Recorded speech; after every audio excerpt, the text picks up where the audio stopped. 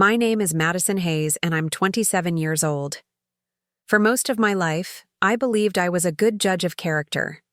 I trusted people too easily, maybe, but I always thought my heart would lead me in the right direction. When I met Jason Miller, I was convinced I'd finally found the one person who proved me right. Jason wasn't just handsome, though he had that rugged, small-town charm that made people stop and notice him. He was tall, broad-shouldered, with the kind of smile that could melt your defenses in seconds. He worked a traveling job, moving from state to state fixing downed power lines after storms.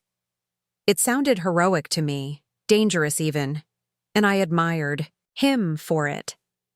Whenever people asked what my boyfriend did, I would smile with pride and say, "Jason keeps the lights on." In those early days, everything about him seemed larger than life. He'd sweep into town with stories about the storms he battled, the long hours, the places he'd seen. And when he was with me, he made me feel like I was his safe place, his home, his reason to keep going. At least, that's what I thought. When you live in a small town, everyone knows everyone. The diner waitress knows what pie you like. The mechanic knows how many miles are on your car. And neighbors? They don't just wave when you mow your lawn. They ask about your family, your job, and whether you're seeing anyone serious. Around here, if you date someone for longer than a month, the whole town starts imagining wedding bells. So when Jason and I hit a year together, I felt secure, confident. I wasn't naive. I knew relationships took work, and his job meant he was away most of the time. But when he was home, he stayed at my house. He kept his things in my dresser. He ate at my kitchen table. In my heart, it felt like we were building something real. Looking back now, I realize how much of that was an illusion. But in those days, I was blind. Completely, devastatingly blind. I'd wake up at 4:30 in the morning for my shift at the nursing home. I worked 6 to 2. Sometimes longer, and those were brutal hours. But I didn't mind, because I knew Jason would be waiting when I got home. I'd walk through the door, exhausted, and see his boots by the door, his jacket, tossed over the back of the chair, his deep voice calling out, "Hey babe, how was your day?" And it made the long hours worth it. That's how I measured love back then, by presence, by comfort, by the feeling of not being alone. I bragged about him too. I told my coworkers how lucky I was, how thoughtful he could be. I told my mom that maybe, just maybe, he was the one I'd end up marrying. And at night, when he held me close, I let myself imagine a future that now makes me want to laugh. Or maybe cry. Because here's the thing about illusions. They're beautiful. Until they shatter. And mine shattered slowly, in cracks so fine, I almost missed them at first. It was in the way Jason started acting restless when he was home, scrolling on his phone more than talking to me. It was in the way his smiles grew shorter, his hugs less warm. It was in the excuses, how storm duty always came up right when we planned something special. But the first real fracture, the one that left me sleepless and anxious, came on my birthday. I didn't need diamonds or a candlelit dinner. I didn't even expect much, just a card, a kiss, a happy birthday, babe. Something to show he remembered. But the day came and passed. He said nothing. No flowers, no card, not even a mention of the date. I told myself he was tired, distracted, stressed from work. I told myself not to make it a big deal. But in the pit of my stomach, something cold settled in. Something I didn't want to name, because deep down, I knew. I just wasn't ready to admit it yet. That night, lying awake while Jason snored beside me, I stared at the ceiling and felt an ache I couldn't shake. The kind of ache that whispers, "Something is wrong, Madison. Something is very, very wrong." And as much as I tried to push it down, to bury it under love and loyalty, the cracks were already spreading. Little did I know, those cracks would soon split wide open. And when they did, I wouldn't just uncover betrayal.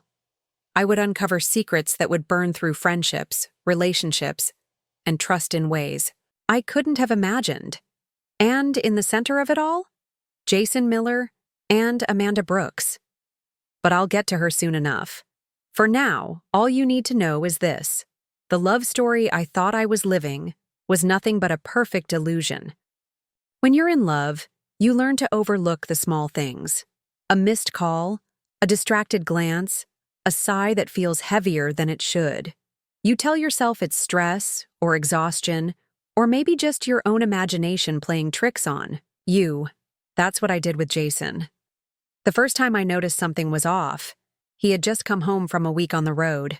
Normally, when he walked through the door, he would wrap me in one of those long, bone-crushing hugs, the kind that made me feel like I was the only thing in the world that mattered to him.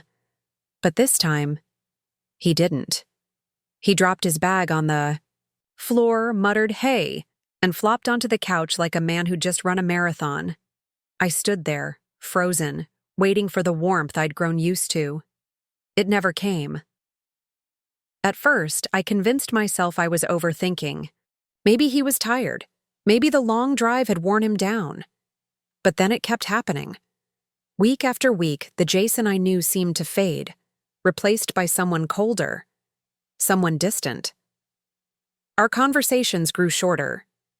He didn't ask about my day anymore, didn't listen when I tried to tell him about my patients or the little dramas at work. He'd just grunt, scroll through his phone, or turn on the TV.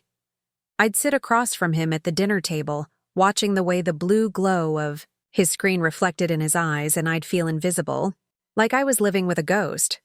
The worst part? He didn't even seem to notice the distance. I tried to reach him. I suggested we go out, maybe grab dinner or catch a movie like we used to. He always had an excuse. He was tired. He didn't feel like going out. He had to get up early for the next job. And the more I pushed, the more he pulled away. Looking back, the signs were everywhere. The way he guarded his phone, turning the screen away when I walked by. The way he always seemed to have storm duty during holidays or special occasions. The way he'd stay up late, texting someone, and then delete the conversations before I could ever see them, but at the time, I didn't want to believe it. I couldn't. Because if I admitted something was wrong, I'd have to admit that the life I thought I was building with him was nothing more than a lie. So I swallowed my doubts. But my heart knew better. There were nights I'd lie, awake, staring at his back as he slept beside me, and feel this hollow ache in my chest. The kind of ache that says, "You are not enough for him." I'd cry silently, wiping my tears on the pillow so he wouldn't hear, and every morning I'd plaster on a smile, hoping, praying that maybe today would be different. But it never was. One night, after another fight about nothing, because that's what our arguments had become, little explosions over meaningless things. I sat in my car outside the house, gripping the steering wheel until my knuckles turned white. I remember whispering to myself, "He's using you, Madison. You're just a convenience." It was the first time I let the thought cross my mind, and once it was there, it never left. Jason stayed at my place whenever he was in town. He had a room at his mom's house, sure, but it was small, cramped, and filled with reminders of his past life. At my house, he had space, comfort.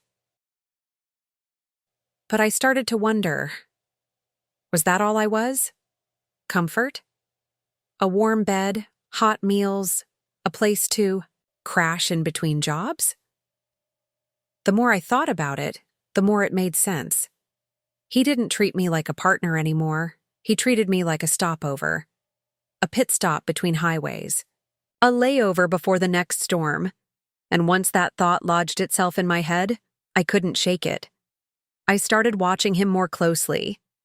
The way his eyes darted to his phone when it buzzed. The way he'd step outside to take calls, speaking, in low tones so I couldn't hear. The way he'd disappear for hours, claiming he had errands, but never bringing anything back. Every little action became a clue, every silence an accusation. And still, I stayed. Because love makes you foolish. It makes you hope when you shouldn't. It makes you cling to illusions long after they've turned to smoke. I told myself he was just stressed, that maybe I was asking too much, that if I gave him space, he'd come back to me. But deep down, I knew the truth. I was losing him. And what hurt the most wasn't just the thought of losing Jason. It was the fear that I never really had him, in the first place. The cracks in our relationship were spreading, widening, threatening to break everything apart. And soon, they would. Because one careless mistake on Jason's part, one tiny piece of paper left behind, would open a door I could never close again. Birthdays are strange. When you're a kid, they're magical. Balloons, cake, presents wrapped in shiny paper. But when you get older, they change. You stop expecting the world to revolve around you for a day, but deep down, you still want to. Feel, seen, remembered, loved. My 27th birthday was supposed to be one of those days. Jason was home that week, and I thought, no, I believed, he had something planned. A dinner, maybe. A surprise. At the very least, I expected a kiss at midnight, a whispered happy birthday, babe. But when the day arrived, I woke up to silence. No flowers on the nightstand, no breakfast in bed, no card slipped into my hand. Jason didn't even mention the date. He rolled out of bed, grabbed his boots, and muttered something about needing coffee. I stood there, in the kitchen, waiting. Maybe he was going to surprise me later. Maybe he was trying to throw me off. I kept checking my phone, half expecting a text, a reservation confirmation, something. But hours passed. Nothing. That evening, I cooked dinner like I always did. I set the table for two, lit a candle, tried to pretend it was special. Jason barely looked up from his plate. No toast, no smile, no happy birthday, just silence, broken only by the sound of his fork scraping against ceramic with every bite he took. My heart crumbled a little more. I wanted to scream, to demand, "Don't you remember what today is? Don't you care?" But the words lodged in my throat. Instead, I forced a smile, cleared the dishes, and told myself not to cry. Later, when I crawled into bed beside him, I stared at the clock glowing on the nightstand. 2 minutes until my birthday ended. 2 minutes for him to turn things around. I lay there, listening to his steady breathing, waiting for him to whisper something, anything, but nothing. My birthday slipped away, unacknowledged, unloved. That night, I cried silently into my pillow, making sure he couldn't hear. My chest ached so badly it felt like something inside me was breaking, because in that moment, I knew I wasn't his priority anymore. Maybe I never had been. The next morning, I told myself not to care. "It's just a date," I whispered in the mirror, forcing a smile as I got ready for work. "It doesn't matter." But it did. It mattered because birthdays aren't about gifts or grand gestures. They're about being remembered. And Jason had forgotten me. The days that followed were worse. He was still distant, still cold. When I tried to bring up how I felt, he brushed me off with a shrug. "You're overreacting," he said. "I've got a lot on my mind." A lot on his mind. Right. I started to wonder if he even saw me anymore. Was I just background noise to him? A convenience? A safe place to crash before heading back out on the road? Every time I looked at him, I saw the man I fell in love with. The man who once made me laugh until my stomach hurt, who kissed my forehead and called me his girl. But those memories felt like ghosts now. Shadows of someone who no longer existed. And I couldn't help but wonder, where had that man gone? It was like living with a stranger who wore Jason's face but didn't carry his heart. Tried to be patient. I told myself relationships had ups and downs. Maybe this was just a rough patch. Maybe work was draining him. But the excuses sounded weaker every time I said them. Because deep inside, I knew the truth. Jason wasn't slipping away from me. He was already gone. Still, I held on. Because that's what you do when you love someone. You cling to hope, even when it's breaking you. But hope can be dangerous. Hope blinds you to reality. And in my case, hope kept me from seeing the truth, staring me in the face. The truth that Jason wasn't just distant. He wasn't just distracted. He was hiding something that would rip my world apart when I found it. Looking back, my birthday should have been the end. That should have been the night I packed his bags and told him to get out of my house, out of my life. But I didn't. I stayed. I waited. I hoped. And by doing that, I gave him more time to dig the knife deeper into my back. Because what came next wasn't just distance. It wasn't just neglect. It was betrayal. Pure and ugly, and soon, one careless mistake on Jason's part would expose everything he thought he'd hidden. But before that moment came, I sat in the wreckage of my birthday, staring at the man beside me, and realized something I'll never forget. There's nothing colder than sleeping next to someone who's already left you in every way but one. After my birthday, something shifted in me. I stopped pretending. I stopped telling myself lies like it's just stress or he still loves me. The truth was sitting right in front of me, cold and obvious. Jason wasn't mine anymore, but here's the thing about heartbreak. It doesn't happen all at once. It chips away at you.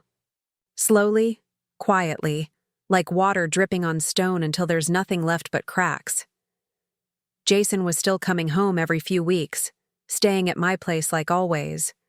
But something was off. The little things. The way he avoided eye contact when I asked about work. The way his phone never left his side, even when he went to the bathroom. The way he didn't touch me anymore, except out of obligation. Every detail became a clue, and my mind became a crime scene. At night, I'd lie awake next to him, staring at the ceiling, my thoughts spinning like broken glass. Who are you texting? Why do you smile at your phone but never at me? Where do you really go when you're gone? The man lying beside me might as well have been a stranger. One evening, as I cooked dinner, Jason sat on the couch scrolling his phone. The sound of his low chuckle cut through the room. He wasn't laughing at anything on TV. No, he was laughing at something on his phone. I froze, wooden spoon in hand, my pulse quickening. "What's so funny?" I asked, trying to sound casual. He glanced up, startled, then shrugged. "Just a meme." He flipped his phone face down on the cushion, like he'd been caught. It was such a small thing, but it screamed at me. A meme? Jason never cared about memes. Jason wasn't the type to laugh at dumb jokes online. That laugh wasn't casual. It was intimate. The kind of laugh you share with someone you feel close to. I stirred the pot of pasta harder than necessary, trying to mask the storm brewing inside me. The signs kept stacking up. He started forgetting things he used to remember, like how I take my coffee, or the shows we used to watch together. He'd come home smelling faintly of cologne that wasn't his. And sometimes he'd shower the second he walked through the door, like he needed to wash someone else's touch off his skin. It was all there, plain as day. But I still clung to scraps of hope, like a starving woman clutching crumbs, because admitting the truth meant my entire world would collapse. One Friday night, Jason told me he couldn't make it home. He claimed he was on storm duty, working. Extra shifts to repair power lines after heavy winds in Houston. His voice was rehearsed, almost bored, as if it were just another inconvenience. I wanted to believe him. I almost did. Until I scrolled through Facebook later that night and saw something Jason at a bar. smiling, a green shamrock necklace draped around his neck. At St. Patrick's Day. The same night he swore he was out in Houston, working storm duty. My stomach twisted. The photo had been tagged by some local acquaintance, someone who probably had no idea what they'd just exposed. He hadn't just lied to me. He had chosen to spend that night celebrating with someone else. Someone who made him laugh. Someone who wasn't me. That was the moment I knew my instincts weren't paranoia. They were survival. I started watching him closer. Not openly. Oh no, Jason was too slick for that. But quietly. Observing. Taking mental notes. If he noticed, he didn't say anything. Maybe he thought I was too naive. Too weak. But weakness can be a mask. And mine was about to slip. The distance between us grew unbearable. Every interaction was strained, mechanical. He'd kiss me. Goodbye in the mornings, but his lips were cold, lifeless. He'd say, "Love you," as he grabbed his keys, but the words felt like static, empty, meaningless. One night, I caught him standing outside on the porch, phone pressed to his ear. His voice was low, hushed, almost tender. I opened the door just enough to hear. "Yeah, I miss you too." My heart plummeted when he saw me in the doorway. He jumped, fumbling to hang up. "Work call," he muttered, avoiding my eyes. I just nodded. But inside, something sharp twisted in me, a mixture of rage and clarity. This wasn't just distance anymore. This wasn't just suspicion. This was betrayal, happening right under my roof. The irony was brutal. He still slept in my bed, still ate. My food still let me wash his clothes. I was his comfort zone, his safe place. And all the while, he was giving his heart, his laughter, his intimacy. To someone else, I felt like a ghost haunting my own relationship. Invisible, unwanted. But ghosts have one advantage: they see everything. And soon, Jason's carelessness would hand me the proof I needed, because betrayal always leaves a trail. A receipt. A slip-up, a crack in the mask, and when I found it, there would be no going back. Jason was careful. Too careful. But even the clever ones always slip up eventually. It happened on a Tuesday morning, after one of his short visits home. I had already left for my shift at the clinic by the time he packed up to head back on the road. Usually, when I came home after work, the house looked exactly as I left it. Not this time. That afternoon, I walked in, dropped my purse on the table, and froze. There it was, a mess he never should have left behind. On my coffee table sat a small pile of scraps, crumpled receipts, gas station stubs, and random slips of paper, dumped out of his wallet like trash. Jason had always been sloppy, but not careless. He never left anything personal out in the open. Something about that pile didn't feel right. I sifted through the papers with cautious fingers, like an archaeologist uncovering relics. Gas receipt. Motel receipt. Fast food bag slip. All dated for days he had told me he was too busy to come home. My heart thumped harder with every piece of evidence. But then I found it. A small, torn piece of notebook paper. At first glance, it looked harmless. Just scribbled writing in Jason's messy block letters. But when I read it, my blood turned to ice. It wasn't just random notes. It was a login, a username, a password. And next to it, a name I recognized immediately: Amanda Brooks. Jason's ex. The world tilted. Why the hell would he have Amanda's login information written down? Why would he even need it? My hands trembled as I stared at that scrap of paper, bile rising in my throat. 100 scenarios flooded my mind, none of them good. I knew I couldn't confront him yet. He'd deny it, twist it, maybe even turn it back on me. No, if I was going to catch Jason, I needed proof, real proof.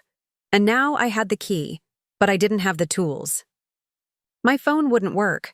I couldn't risk leaving a trail. And besides, if Jason had her password, maybe he also had ways to check if she'd logged in recently. I needed something untraceable. Something he'd never connect to me. That's when I remembered his mother. Jason's mom lived across town in a small, worn-out house with a front porch that sagged in the middle. She wasn't tech-savvy, still used a bulky old laptop she'd had since forever. The kind of machine nobody tracked. The kind of machine Jason wouldn't touch. The decision burned in me instantly. I grabbed my keys, shoved the paper in my pocket, and drove straight there. When she opened the door, I put on my best smile. "Hey, I was just in the neighborhood. Mind if I hang out a bit?" She didn't think twice. She adored me, saw me as the good influence in Jason's otherwise unstable life. She brewed us tea, asked about work, and then, when she excused herself to take a phone call, I slipped into the den where the laptop sat waiting. The old machine creaked to life as I typed in the login details. For a second, I worried it wouldn't work, that maybe Amanda had changed it, or maybe Jason had written it wrong. But then the screen loaded, and I was in. Amanda's Facebook account opened before me like a window into another world. My pulse roared in my ears as I clicked through her messages. Most people clean up their digital tracks. Not Amanda. She left everything. Every conversation, every photo, every dirty little secret. That's when I saw it. Her message thread with Jason. He had deleted every trace from his own phone, every chat scrubbed clean like a crime scene. But Amanda? She hadn't deleted a thing. The proof was right there. Line after line of messages between them. Flirtations, complaints, plans to meet, motel rendezvous details, even pictures, grainy, reckless selfies of them together in different rooms, with ugly patterned curtains and stiff motel sheets in the background. I stared, numb, as the truth crushed me. Jason hadn't just been cheating.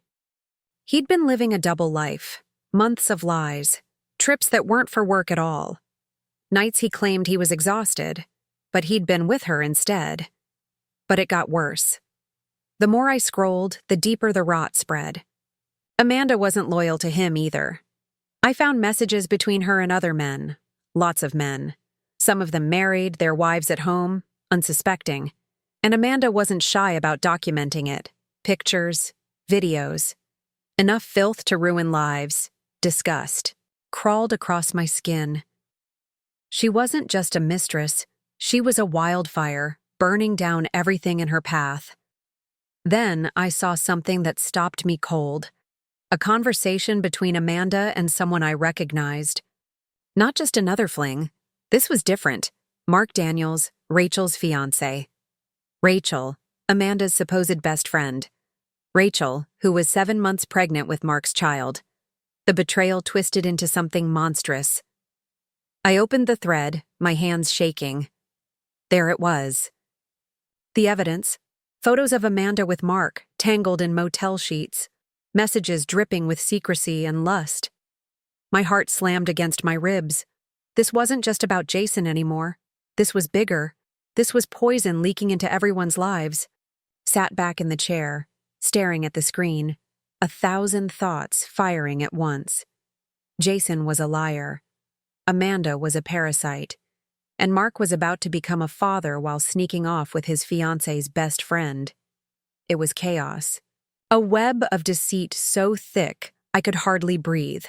But in that suffocating moment, one thing became crystal clear.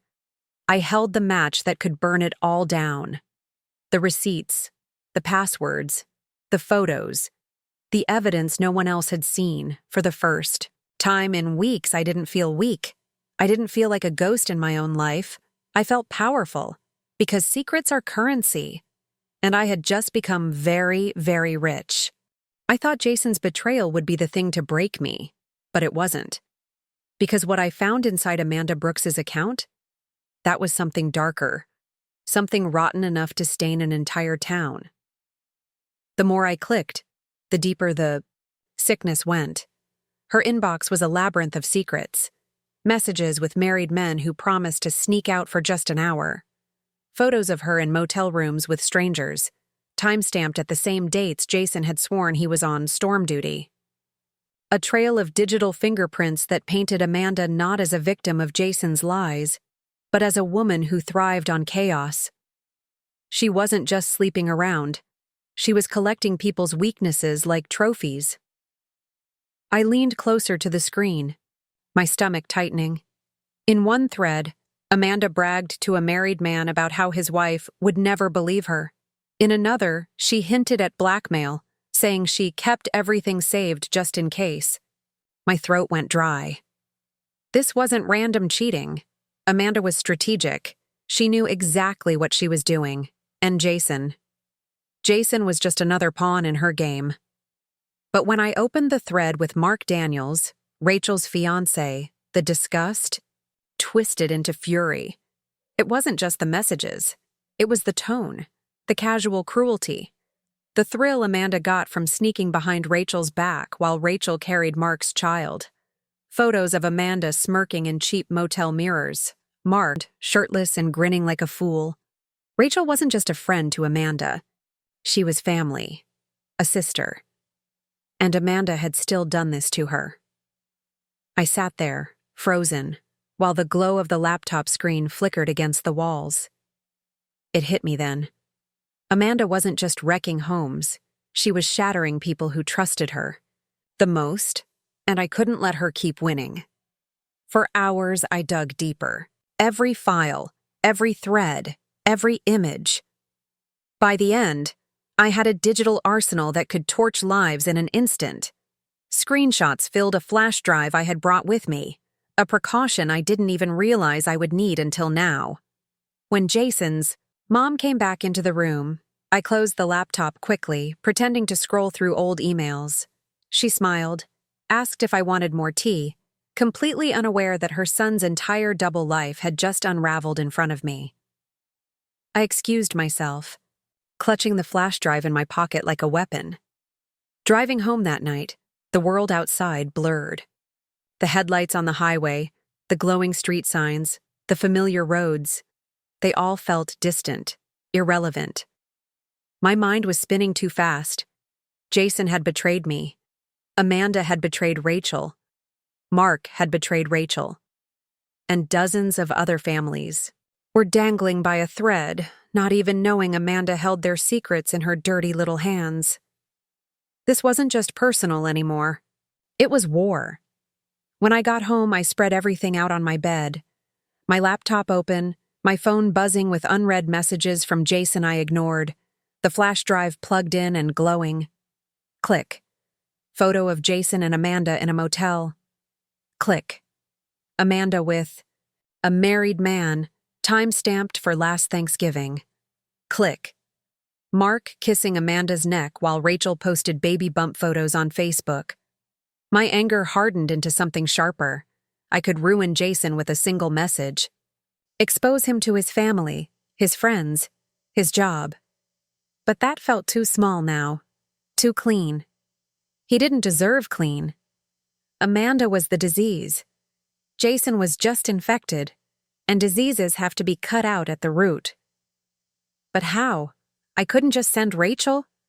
The photos. That would destroy her, yes, but it would also isolate me. Jason would deny everything. Amanda would spin it, and I'd be left looking like the bitter girlfriend. No. If I was going to take them down, it had to be bigger. Public. Unavoidable. That's when the idea sparked in my mind. Dangerous and intoxicating. Amanda's own account, her own words, her own photos. If the truth came from her profile, no one could deny it. The thought made my heart race. I could practically see it. The county buzzing with screenshots. Rachel's world crashing down. Jason scrambling to cover his tracks. Amanda, choking on the fire she had started. But revenge is a careful art. One wrong move and I'd look vindictive instead of righteous. So I waited. I planned. I studied Amanda's patterns. Every night that week, I sat at my computer, combing through her messages, piecing together a timeline. Jason's trips, Amanda's hookups, Mark's betrayals. It was all there, a perfect puzzle of corruption, and every piece I clicked made my pulse quicken because I knew what I was building. A bomb, a digital bomb that, once detonated, would blow their lives apart. One night, while I was scrolling through Amanda's messages, Jason called. I stared at the glowing screen, his name lighting up. My finger hovered over the answer button, but I didn't move. What could he possibly say? Another lie about being busy? Another excuse about why he couldn't come home? I let it ring. Then I blocked him. For the first time in months, I felt in control. I wasn't the one waiting for scraps of attention anymore. I wasn't the one crying into my pillow while he worked late. Now I held the power, and the longer I stared at Amanda's account, the more I realized something else. This wasn't just about revenge anymore. It was about justice. Justice for Rachel. Justice for the wives who had no idea their husbands were sneaking into dingy motels. Justice for every woman who had been made to feel small while Amanda laughed behind their backs. My hands trembled as I typed a draft post from Amanda's account. A single photo of her and Mark, captioned with his name. Just to test it. Just to see what it looked like. The image glared back at me from the screen, sharp and damning. I didn't hit publish. Not yet. But in that moment, I knew one thing for certain. When I finally did, there would be no going back. By the time the weekend rolled around, I was running on caffeine and rage. Every night I stayed up late piecing together Amanda's filth.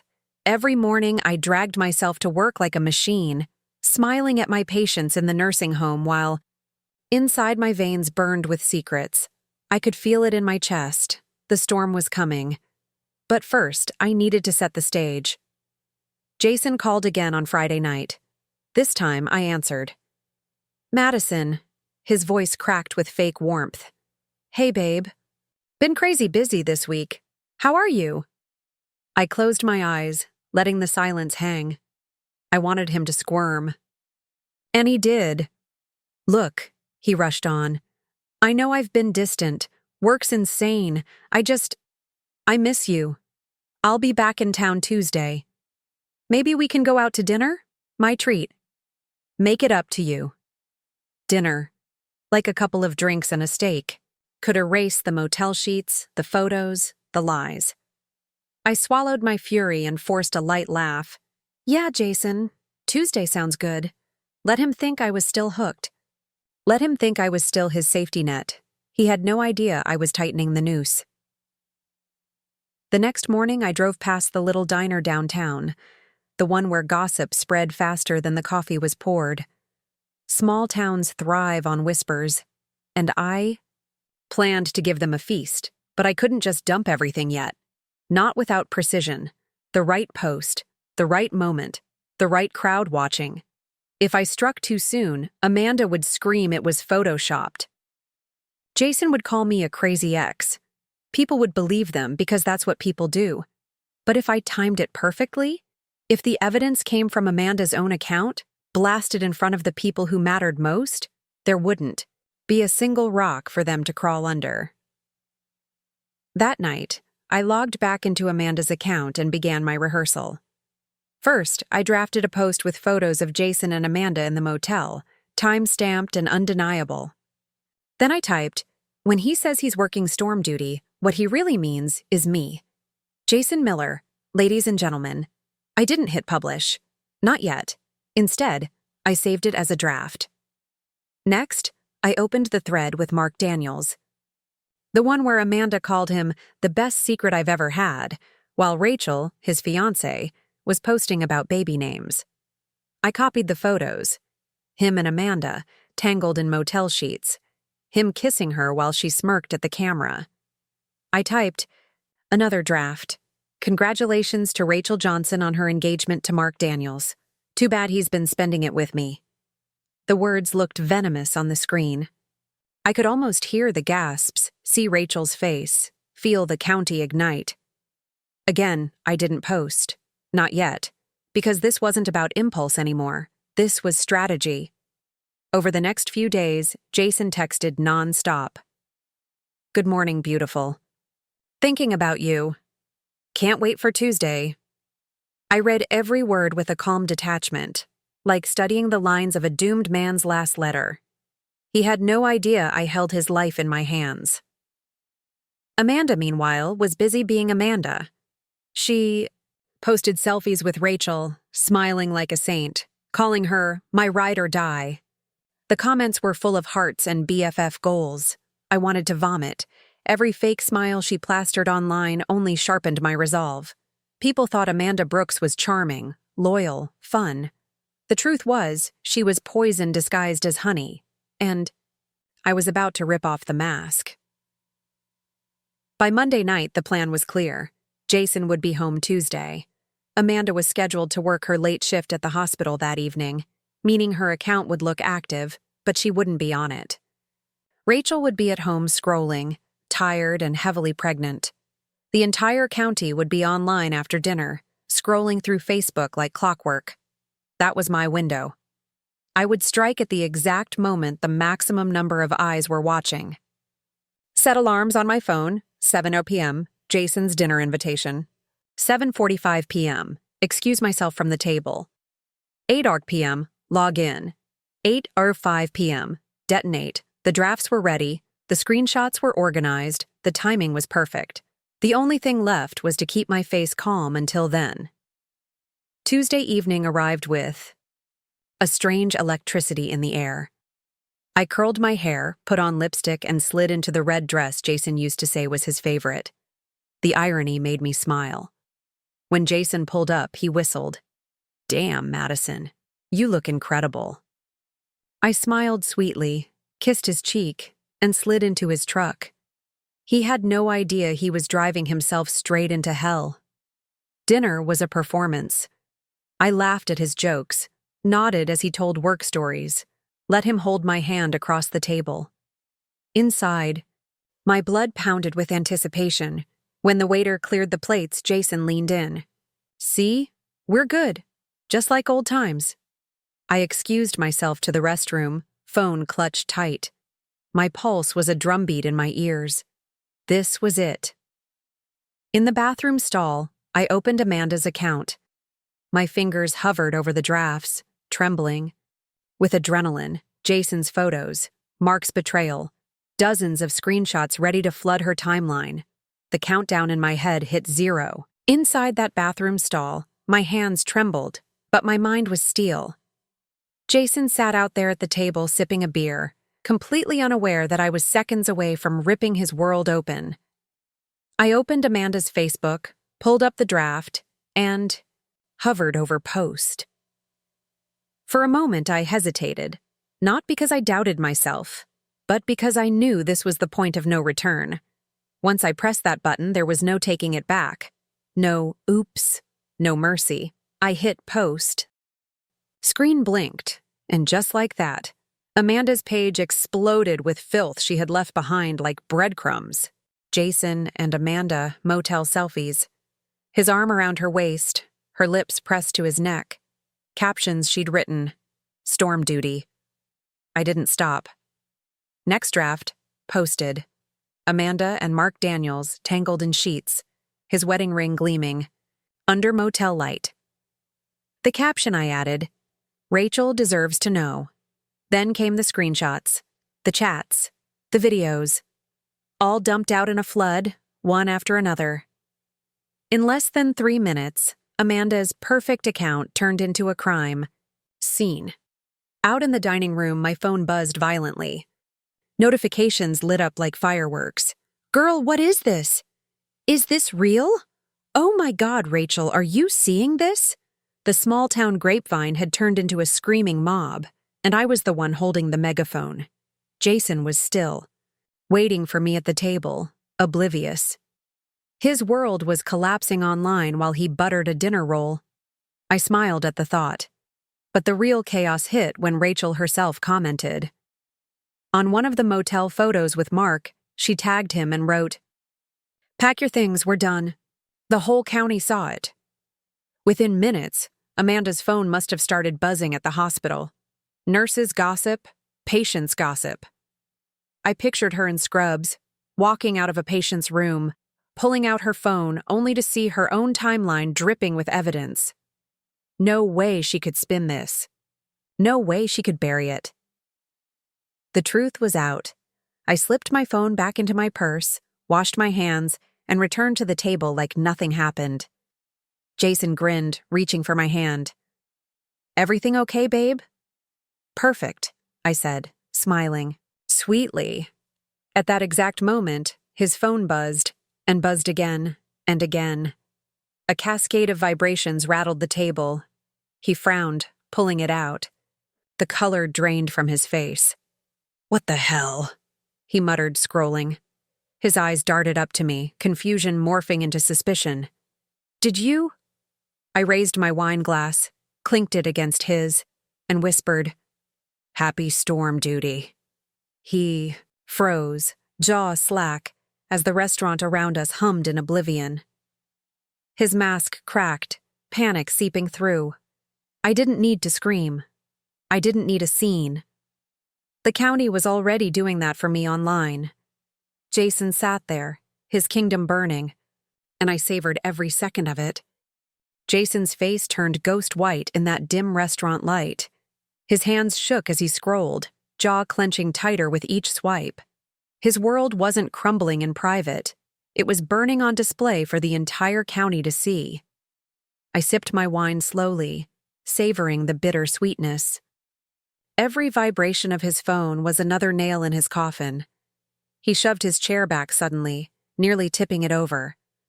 "I need to make a call." His voice cracked as he pushed away from the table. "Sure," I said smoothly, tilting my head. "But I don't think Amanda's going to pick up." His eyes widened like I'd just pulled a trigger, and for a moment I thought he might scream. But instead, he stumbled toward the door, fumbling with his phone like a drowning man clawing for air. The second he stepped out, my own notifications continued lighting up. Rachel's name appeared in bold. She wasn't holding back. Rachel Johnson. "You disgusting snake. I'm packing your things right now. Don't even come home." Rachel Johnson. "And Amanda? You're finished. Don't ever come near me again." Dozens of comments piled under Rachel's words. Friends, co-workers, family. Half the county had already chosen sides, and none of them were on Jason's or Amanda's. I leaned back in my chair, watching the storm unfold like an audience member with the best seat in the house. Jason stumbled back in 10 minutes later, pale and sweating. He slammed his phone face down on the table and hissed, "What did you do, Madison?" I met his glare with a calmness that unnerved him more than shouting ever could. "What did you do, Jason? Or should I say, what didn't you do?" His nostrils flared. "You ruined me!" "No, Jason," I whispered, leaning closer. "You ruined yourself. I just let the light in." Meanwhile, Amanda wasn't quiet either. My phone buzzed again, her number flashing, voicemail after voicemail piling up. When I finally listened to one, her voice was a shriek of desperation. "Madison, what the hell is wrong with you? Take it down now. Do you have any idea what you've done? You ruined my life." The irony made me laugh under my breath. Her life? She'd been busy ruining everyone else's. Then another voicemail came through, this one nearly incoherent. "You bitch, you think you won? You think this is over?" Her rage was fuel. The more she screamed, the calmer I became. But the real earthquake hit when Rachel called. Her voice wasn't shaky or broken. It was steel. "Madison," she said flatly, "thank you. You saved me years of lies. I'll never forget this." "Rachel." I exhaled, my chest loosening. "I didn't do it for thanks. I did it because you deserve better. We all do." There was silence for a moment, then Rachel whispered, "She's going to come after you. Be careful." I already knew that. Amanda wasn't the type to go down quietly, but I wasn't afraid. If she wanted a war, she'd get one. Jason's meltdown carried into the night. He tried bargaining, pleading that he could explain. That Amanda meant nothing. That the pictures were old. His excuses unraveled faster than he could spin them, and then he made the mistake of snapping at me. "You're just bitter because nobody actually wants you, Madison. You'll die alone with your stupid job and your pathetic little life." I smiled coldly. "Maybe, but at least I don't have to pay for motel rooms to get someone to touch me." The look on his face was priceless. The restaurant staff noticed. The tension, whispering, sneaking glances. Our private war was spilling into public view. Jason shoved his chair back again and stormed out for good this time, leaving me with the check. Didn't matter. The meal was worth every penny.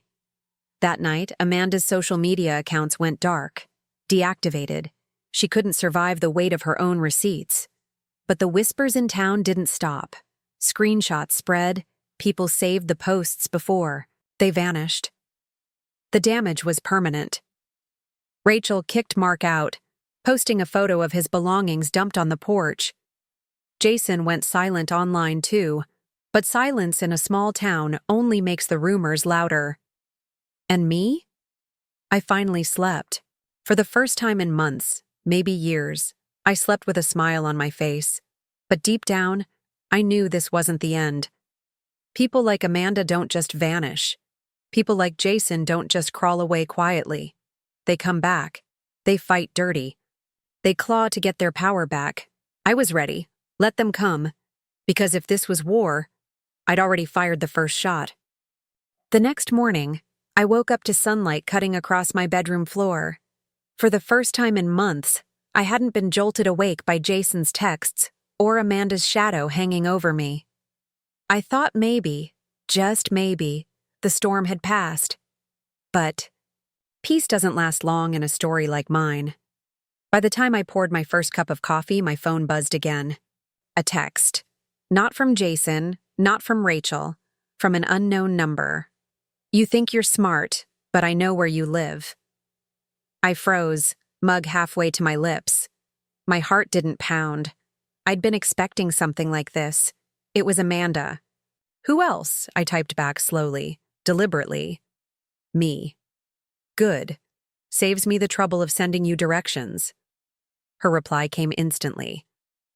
"This isn't over, Madison. You humiliated me. I'm not done with you." I set the phone down and smiled to myself. Of course she wasn't done.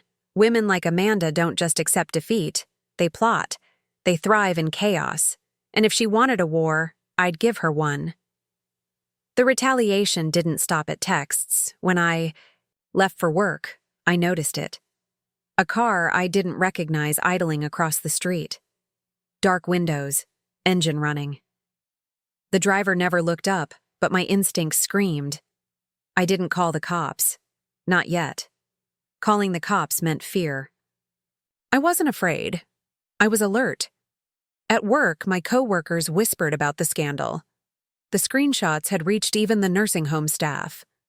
A few gave me knowing looks, others whispered behind my back. And then came the kicker. At lunch, I opened my locker and found a note slipped inside. Written in red marker, messy, jagged. "Sluts who ruin lives don't last long." I held the note between my fingers, my pulse steady. Amanda was trying to rattle me. But she didn't know me as well as she thought. I didn't break easily. Jason tried calling that evening, his number flashing across my phone over and over. I ignored it until he left a voicemail. "Madison, please. You have to talk to me. Amanda's gone crazy. She's blaming me for everything. I think she's dangerous." I laughed bitterly. Dangerous? Jason was just figuring that out now? He had been her puppet for months, letting her pull the strings. Now he was scared of the monster he helped feed. I didn't feel sorry for him, not even a little. That night, I heard it. A soft knock on my door around midnight. 3 slow taps. Crept to the peephole. No one. The street was empty, eerily still. Then my phone buzzed again. Unknown. "Sweet dreams, Madison." I locked every window, double-checked every door, and slid a kitchen knife under my pillow before lying down. Sleep didn't come easy that night. The next day, Rachel called again. Her voice shook with rage. "She's been messaging me nonstop," Rachel spat. "Blaming you. Blaming me. She's telling people I begged you to hack her account, that you set her up." "She's lying," I said firmly. "Of course she's lying," Rachel snapped. "But people are starting to believe her. My aunt called me this morning, asking if it's true. Amanda's twisting the story, making herself the victim. Classic Amanda. When cornered, she didn't cower. She manipulated. She weaponized." "Rachel," I said, steadying my voice, "don't let her pull you down. She wants us to fight each other. That's her game. Don't give her what she wants." Rachel exhaled shakily. "Just promise me you'll be careful. I don't trust her." Neither did I. By the weekend, Amanda escalated again. My car was keyed. A long, ugly scratch down the driver's side. No witnesses, no cameras, but I knew. It had her fingerprints all over. Not literally, of course. Amanda wasn't dumb enough to leave evidence. I drove that scratched car through town with my head held high. Let them see. Let them whisper. Scars tell stories, and mine screamed of war. Jason finally showed up. In person 2 nights later. He knocked at my door, eyes bloodshot, clothes wrinkled, reeking of whiskey. "She's out of control," he stammered. "She showed up at my mom's house screaming. She told my neighbors I gave her an STD. I cut him off with a glare. "You made your bed, Jason, now lie in it." His eyes watered. Pathetic. "Madison, please, help me." I stepped closer. Close enough he could smell the calm in me. "You should have thought of that before you crawled into bed with her. Get out of my sight." He left, stumbling down the street, and for the first time, I saw it. Fear. Amanda wasn't just my problem anymore. She was turning on him, too. But the real gut punch came a few days later. I got home from work, and there it was on my porch. A shoebox. No note. No name. Inside were photographs. Of me, shopping at the grocery store, sitting on my porch with a glass of wine. Every photo had been taken in the past week. I stared at them one by one, my chest tightening, but not with fear. With fury. Amanda wasn't hiding in the shadows anymore. I held the last photo up to the light. It was me, asleep in my bed. My blood ran cold. She had been inside my house. I sat down slowly, the box still open in front of me. My hands didn't shake, though. Instead, a strange calm settled over me. This wasn't a warning. This wasn't intimidation. This was an invitation. Amanda had just crossed the line from scandal to war, and she had no idea how far I was willing to go. I didn't sleep that night, not after the shoebox. Every time I closed my eyes, I saw it. That last photo of me asleep in bed. Amanda had been in my house, breathing the same air, standing over me. And yet, she'd left me alive. Why? To rattle. To prove she could? Well, she succeeded, but not the way she wanted. By sunrise, I wasn't afraid anymore. I was ready. That morning, I went to work like nothing happened. I smiled at my coworkers, listened to their gossip, even laughed at a joke in the break room. But inside, my mind spun like a razor blade. Amanda wanted me rattled. She wanted me paranoid. But what she didn't understand was this. I'm most dangerous when I'm calm. I spent my lunch break at the library, not to check out books, but to use their computers. Safe, untraceable. With a few clicks, I dug into Amanda's online footprints. The sloppy trail she left behind in comment sections, tagged photos, posts she thought were private. She wasn't careful. Not nearly as careful as she believed. Within an hour, I had the information I needed. The cheap motel she'd been haunting, the one where she met Jason and all the other men. Room 12. Paid cash. Same place every time. That night, I drove there. The motel reeked of mildew and stale smoke. The flickering neon sign buzzed overhead like a dying insect. Room 12 sat at the back, curtains drawn, one dim lamp glowing inside. I didn't knock. Not yet. First, I slipped a note under her door. 3 words written in bold black ink. I see you. Then I walked back to my car and waited. 5 minutes later, the curtain twitched. A shadow moved inside. Then the door creaked open. Amanda stepped out, looking both ways, clutching her phone like a weapon. I stayed hidden, low in the seat, heart steady. Watching. She scanned the parking lot, saw nothing, then ducked back inside. Perfect. She was nervous now. Looking over her shoulder. Exactly where I wanted her. The next day, I set the second stage of my plan. If Amanda wanted to play stalker, I'd show her what it really felt like to be hunted. I printed copies of the photos she had left me. The ones of me shopping, walking, sleeping.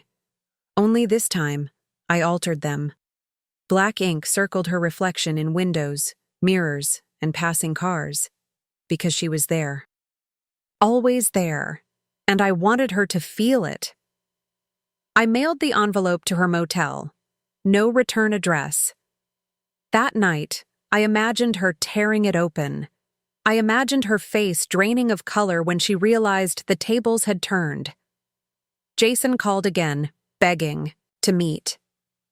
Against my better judgment, I agreed. We met at a diner off the highway, the kind with greasy booths and a waitress who'd seen it all. He looked worse than before. Sunken eyes, jittery hands. He leaned across the table, whispering like, "We were fugitives. Madison, she's unraveling. She keeps saying she'll make us pay. She told me she's not afraid to burn everything down." "Good," I said evenly. "Let her." Jason blinked. "You don't get it. She's dangerous. She broke into my house, Jason." I cut him off, my voice sharp as glass. "She stood over me while I slept, and she left proof. So trust me, I do get it." He fell silent. For the first time, I think he realized I wasn't just a scorned girlfriend anymore. I was something else, something he couldn't control. That night, Amanda struck again, or tried to. I heard the sound at 2 a.m., faint but distinct. The back door rattling, someone testing the lock. I sat in the dark, waiting, the knife still under my pillow. My phone in one hand, my breath slow and controlled. The door didn't open. Instead, after a moment, footsteps crunched across the gravel driveway. She hadn't gotten in, but she'd tried. And now I had her exactly where I wanted her. The following morning, I left a message on Amanda's voicemail. My voice was calm, almost casual. "Amanda, I know what you've been doing. The texts, the photos, the games. Cute, really. But you made one mistake. You forgot who you're playing with. You think you're the hunter. You're not. You're the prey. And soon, everyone will know exactly who you are." I didn't shout. I didn't threaten. I simply told her the truth. Then I hung up. She called back. I let it go to voicemail. Her voice was high-pitched, frantic. "Madison, stop this. You don't know who you're messing with. You don't know what I can do." "Oh, but I did, and it wasn't enough." 2 days later, Amanda made her biggest mistake yet. She showed up at my job. I was on my lunch break when I saw her through the glass doors, storming across the parking lot in a leather jacket, sunglasses shoved up on her. Head, fury radiating from every step. My coworkers froze. One whispered, "Isn't that?" But I didn't wait to hear the rest. I pushed through the doors and met her halfway, right there in the open, where the whole world could see. Looking. "For me?" I asked coolly. Amanda's eyes burned. "You think you're clever, don't you? Sending me those pictures, leaving notes. playing your little games. You broke into my house, I reminded her, loud enough for the people nearby to hear. You stood over me while I slept. That's not a game, Amanda. That's a crime. Her jaw tightened. You can't prove anything. Maybe not yet. I leaned in close, whispering so only she could hear. But I don't need proof. I just need people to believe me. And right now, they believe everything I say about you. Her face drained of color, just for a second. Then the mask snapped back on. This isn't over, she hissed. I smiled. No, it's just beginning. That night, I sat at my kitchen table, phone in hand, staring at Amanda's number. I could end this right now. Call the cops. Hand over the photos, the notes, the voicemail. Let the system take her down. But that wasn't justice. Not for me. Amanda had humiliated me, violated me, stalked me. She wanted to destroy my life, my sanity, my safety. The cops might lock her up for a few months, maybe a year. But me, I wanted her ruined forever, and I knew exactly how to do it. The decision came to me in a flash. Calling the cops wasn't enough. Amanda would find a way to twist it, play the victim, paint me as the jealous ex-girlfriend who couldn't let go. I'd seen women like her slither out of consequences before. But this time, she wasn't escaping, not from me. The plan was simple, brutal, but simple. Amanda had spent years collecting trophies of her conquests, photos, texts, recordings. She hoarded them like a dragon, proof of her control over everyone around her, Jason, the married men, even her best friend's fiancé. What she didn't realize was that her trophies were also her noose, and I was going to tighten it. I waited 2 weeks, long enough for her to believe maybe I'd backed off, long enough for her to grow sloppy again. Then, I struck. On a Thursday evening, I sat in my car outside room 12, watching her shadow move behind the curtains. She was pacing, yelling into her phone, hands waving wildly. Even from the lot, I could feel her rage. When she finally stormed out, screeching off in her car, I slipped inside. The lock was pathetic. A child could have picked it. And just like that, I was in Amanda's lair. The room reeked of cheap perfume and cigarettes. Clothes littered the floor. Empty bottles lined the dresser. And there, on the nightstand, sat the jackpot, her laptop. I booted it up, half expecting a password wall. But Amanda wasn't careful. The machine blinked awake, wide open, and what it revealed made my stomach turn. Folders, dozens of them, each named after a man, each filled with photos, messages, evidence of affairs, married men, engaged men, boyfriends, who thought they were loyal. Amanda hadn't just been cheating. She'd been stockpiling blackmail material, insurance, power, leverage. And now, it was all mine. By midnight, the files were copied onto a flash drive. I didn't delete them. That would have tipped her off too soon. No, I left everything exactly where I found it. Because Amanda's downfall wasn't about erasing her secrets, it was about exposing them. The next step was execution. I spent the weekend carefully crafting anonymous packages. USB sticks, each containing one folder. One man, one secret. Sent directly to the people who mattered most. Wives, fiancés, girlfriends. No explanations, no names. Just the truth, raw and undeniable. By Monday morning, Amanda's empire of lies was collapsing. I watched it unfold online like wildfire. Social media exploding with accusations, screenshots, fights spilling into the public. Wives tagging their husbands, friends cutting ties. Her name was everywhere, dragged through the digital mud. And the best part? No one knew it was me. Amanda called me that night. Her voice was unrecognizable, shrill, panicked, desperate. "You did this," she screamed. "Don't lie to me, Madison. I know it was you." I let her rant, let her curse and sob and threaten. Then, when she finally fell silent, I whispered one sentence. Now you know how it feels. And I hung up. The following days were chaos. Jason texted me nonstop, begging me to stop, saying Amanda was losing her mind. Married men were in hiding, families were crumbling. And Amanda? She vanished. For a week, no one saw her. Not online. Not anywhere. Until she showed up at my house. It was a Friday night when I heard the pounding on my door. I didn't have to look to know who it was. I opened it anyway.